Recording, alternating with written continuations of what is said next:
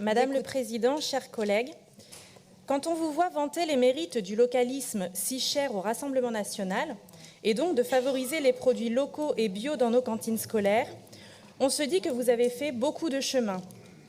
Qu'il est loin le temps où vous considériez, avec vos amis socialistes, que la promotion du local face au global était un concept ringard à l'heure de la mondialisation et que le patriotisme économique n'était rien d'autre que du repli sur soi. Évidemment, l'objectif de favoriser une alimentation locale, durable et de qualité dans les cantines des quelques 700 établissements publics d'enseignement néo-aquitain est une démarche que nous ne pouvons qu'approuver, puisqu'elle correspond à ce que nous demandons depuis des décennies. Cependant, il y a encore beaucoup à faire pour que votre action soit satisfaisante en la matière. Tout d'abord, sur votre objectif de 60% de produits locaux d'ici 2025 dans nos cantines.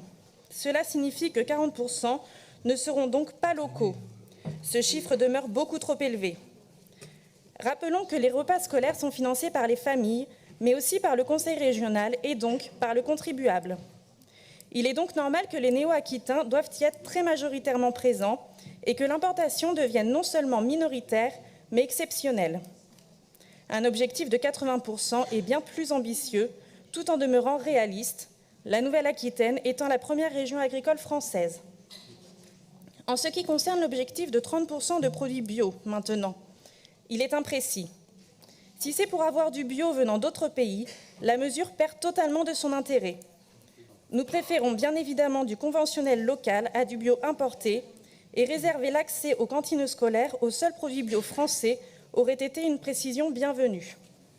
Enfin, toujours sur ce point, nous serons vigilants sur son impact sur les tarifs de la restauration scolaire. Le bio étant plus cher que le conventionnel d'environ 20% dans la restauration collective, une stratégie doit être adoptée pour rendre ce surcoût indolore pour les familles. Je tiens à rappeler que vous avez justifié la hausse des tarifs de la restauration scolaire à la rentrée 2021 par, notamment, un recours de plus en plus important aux produits bio.